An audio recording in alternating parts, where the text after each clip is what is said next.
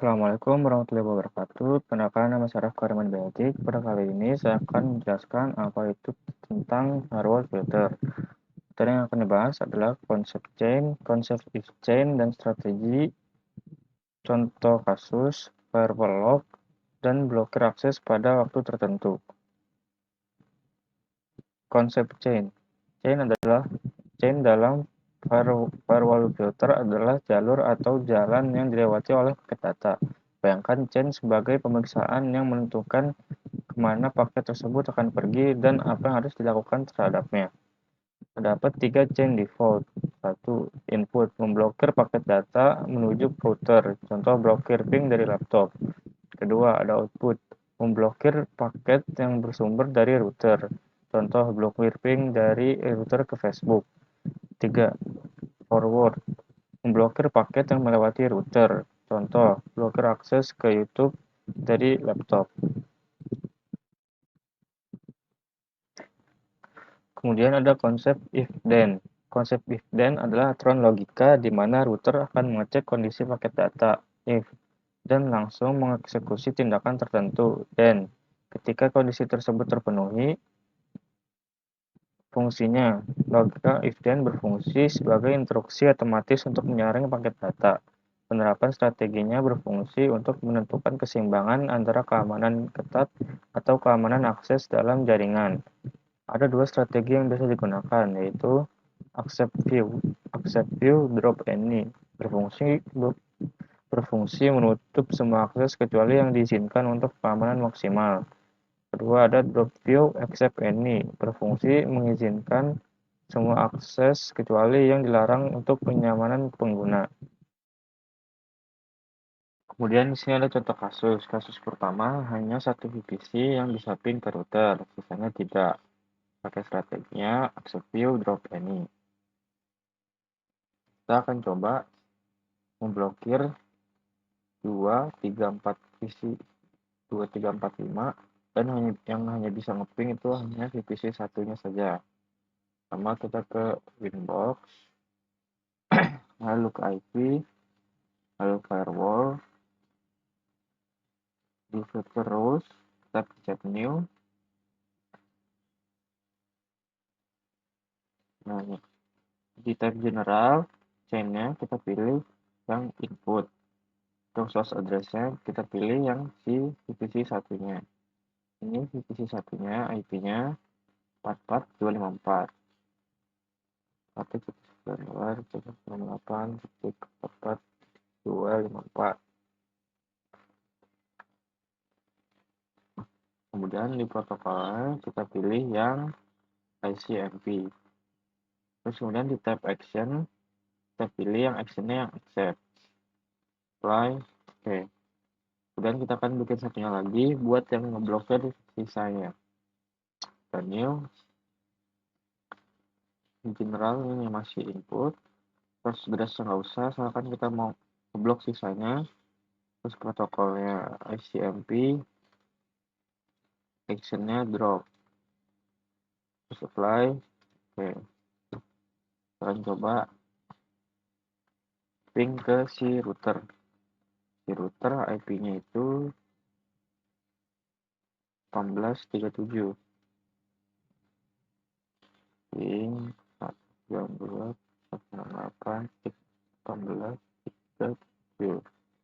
Coba harusnya bisa. Kita coba ping di VPC 2. Ping 192.168.18.37. Harusnya ini nggak bisa. Kita akan coba di VPC 2-nya ini jadi berhasil. Jadi dia bisa ngeping ke si router ya. Pertama kita ke Winbox lagi, terus kita ke new. Pesan new kita pencet 2 kali yang ini, akses, terus copy. Nah di generalnya kita ubah yang IP belakangnya jadi IP si VPC 2. VPC 2 IP-nya 253. 253 nya masih sama. Save, supply. Coba ping si router lagi. Kalau nggak bisa. Udah VPC 3 kita ping 168 7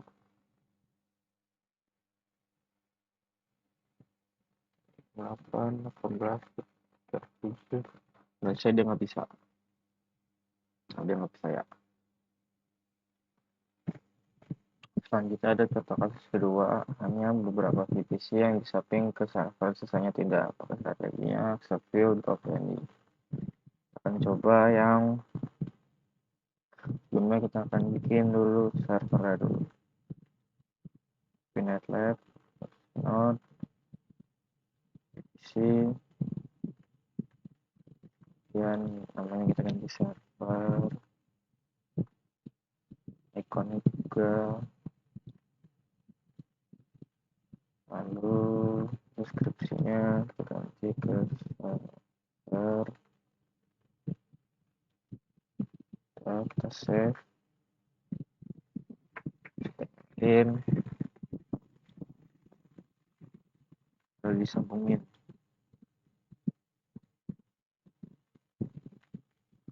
Kalau udah, kita akan bikin IP di sisi server dulu.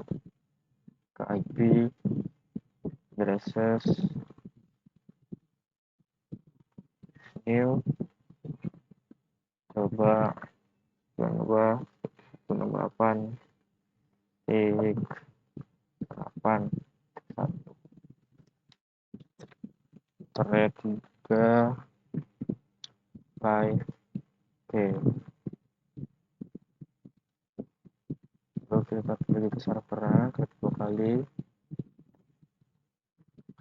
bikin IP yang tadi, IP titik 168 titik yang belakangnya 2/24. Sebentar.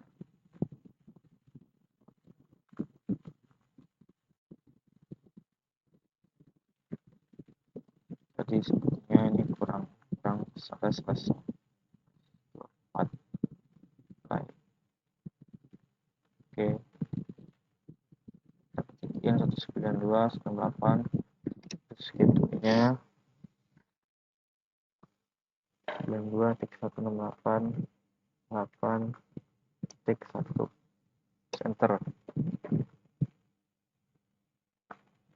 Untuk show IP, nah ini ada ya, kita akan coba yang hanya bisa ngeping itu 3 dan 4, misalnya nggak bisa. Kita ke Winbox, terus IP, firewall, terus new, channel forward, source address-nya kita masukin si VPC 3.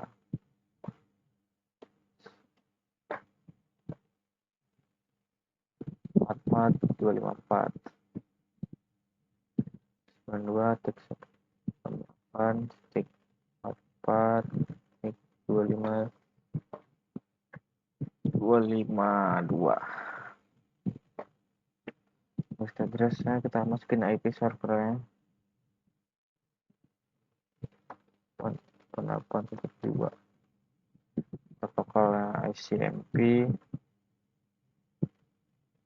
actionnya accept, apply. Oke, kita copy, kita bikin fotonya lagi, kita ganti IP-nya si VPC 4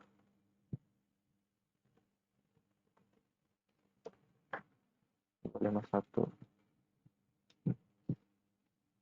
ICMP, actionnya apply. Oke, kita bikin fotonya lagi buat ngeblokirnya.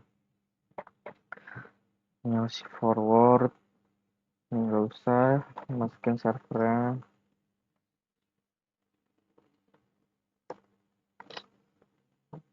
titik 8 titik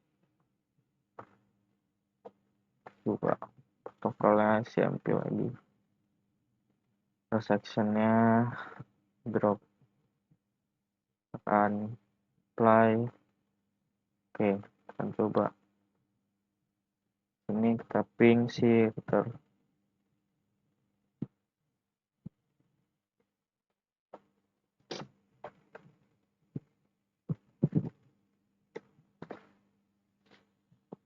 Nah, ini udah bisa ya. Kita coba divisi 4 ping 92.168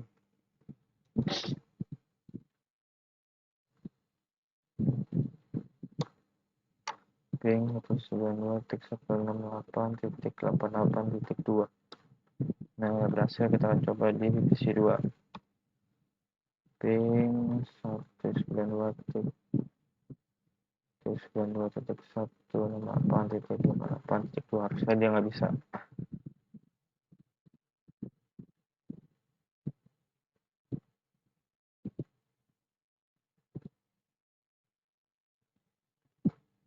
Salah.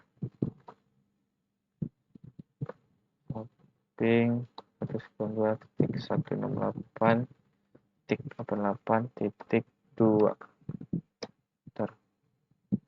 Nah, dia tak mau. Dia nggak bisa ya berarti. Kemudian ada kasus yang terakhir, kasus ketiga, hanya beberapa divisi yang bisa ping ke yang tidak bisa ping ke internet, sisanya bisa. Pakai strateginya drop view except any. Kita akan coba hanya divisi 2 dan 3 yang tidak bisa ping ke internet dan sisanya bisa. Lalu kita ke Winbox. Kita akan hapus semuanya dulu yang tadi, terus kita new. Dan yang masih pakai forward, source address-nya kita masukin address si divisi 2 dan 3. So IP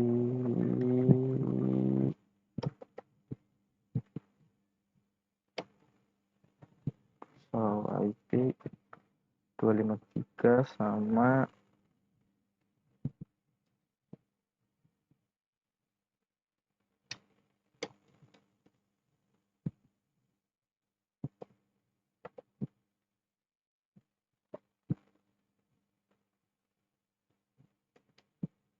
253 252 ke inbox 19.168.44.252. Ya, protokol yang masih SMP. Terus untuk interface-nya kita pilih yang Ether 1. Lalu action-nya kita akan pilih yang drop. Lalu oke. Kita akan copy lagi satu lagi yang 253. Ini yang masih sama, apply. Oke, kita bikin satunya lagi buat yang offset, forward, terus nggak usah, ini nggak usah, ya CMP, satu, ini offset, berarti udah apply, oke. Kita akan coba ping ke internet, ping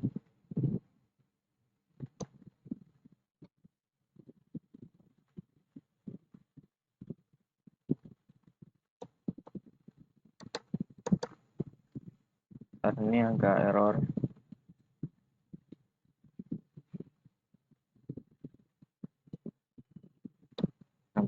Coba ping 8.8.8, enter.